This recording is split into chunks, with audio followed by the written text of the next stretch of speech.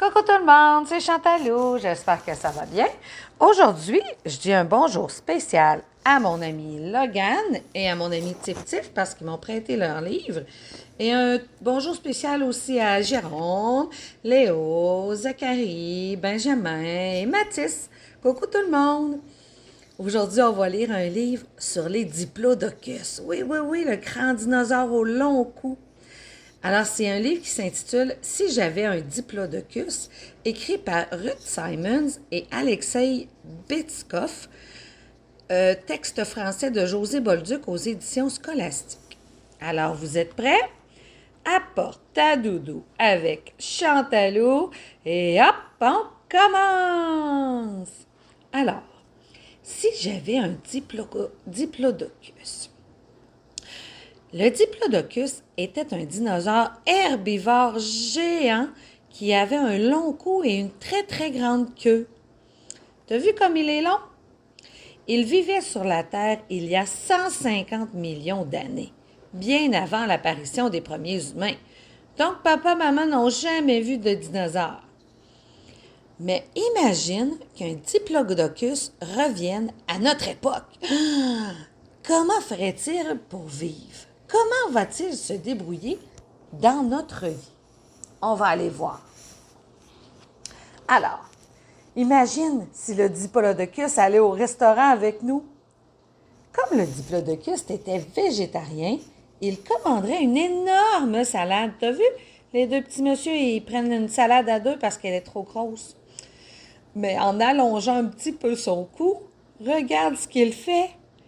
Il pourrait manger à toutes les tables sans avoir à se déplacer. Oh, wow! Par contre, il n'avait pas de bonne manière. Le diplodocus ne mâchait jamais sa nourriture. Il l'avalait tout rond. Regarde, les personnes ont peur à la table. T'as vu, il y a beaucoup de dents. Hein? Hey, imagine si le diplodocus avait mal au ventre. Ah! Il se soignerait peut-être en mangeant des roches. Aïe, aïe, aïe!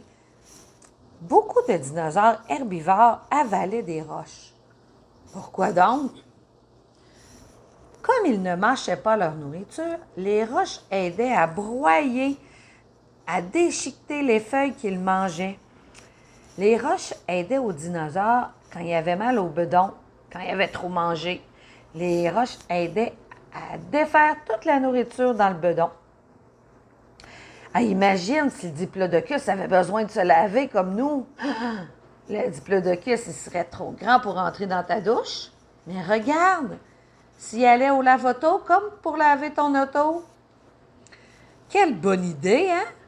Le diplodocus mesurait 27 mètres de long. 27 mètres, là, c'est long comme 3 autos, une derrière l'autre. C'est très, très, très, très grand. Imagine si le diplodocus utilisait les toilettes. Ah! Regarde, une seule de ses crottes suffirait à remplir la cuvette. Oh! T'as vu la grosse crotte du dino? Urk!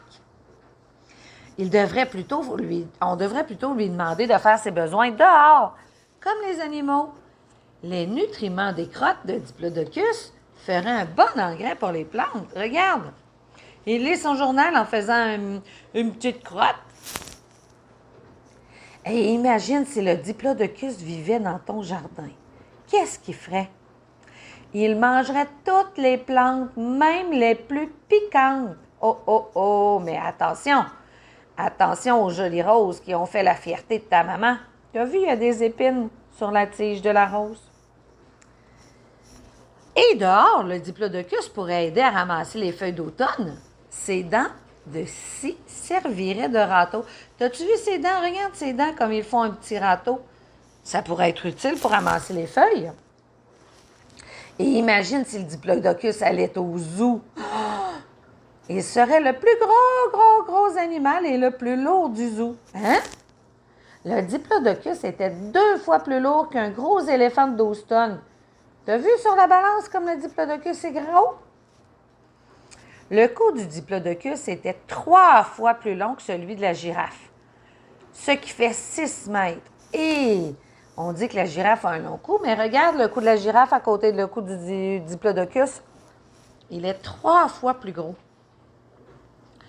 Il était 2 fois plus grand qu'un zèbre. Tu veux? Même si sa tête était de la même taille qu'un zèbre, le diplodocus était 2 fois plus grand. Il serait bien trop grand dans un zoo. Et si le diplodocus assistait à un feu d'artifice, imagine! Le bruit ne l'inquiéterait pas du tout, parce que le diplodocus il est très, très, très bruyant. Avec sa queue, il peut faire des clac, clac, clac très fort. Ses coups de queue s'entendaient à 10 km à la ronde. Aïe, aïe, aïe! Nos petites oreilles auraient mal. Quand sa queue faisait des clac-clacs, c'était sa façon de frayer les prédateurs, ceux qui voulaient le manger. Mais peu de dinosaures osaient l'attaquer, car le diplodocus était vraiment très grand et très gros.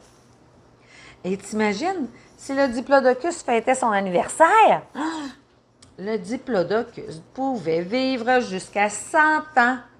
Ça ferait beaucoup de bougies sur un gâteau à souffler, hein? Qu'est-ce que t'en penses? Et imagine si le diplodocus devait travailler, qu'est-ce qu'il ferait? Regarde ce qu'il ferait. Le diplodocus serait très utile sur un chantier de construction. Quand il se levait sur ses pattes arrière, il atteignait presque 10 mètres de haut. C'était la hauteur d'un édifice de 4 étages. Ah! Regarde le squelette du diplodocus, comment il est long. Tout ce que nous savons sur le diplodocus provient des fossiles, c'est-à-dire des squelettes enfouis dans le sol depuis des milliers et des milliers d'années. Alors, nous savons beaucoup de choses sur les dinosaures, même si nous n'en avons jamais vu. As-tu vu ses dents pointues? Il y a une petite, petite tête, un long cou, puis un énorme corps. Wow! Alors voilà, c'est ce qui complète l'histoire du diplodocus. Je te souhaite une belle fin de journée. Bye bye!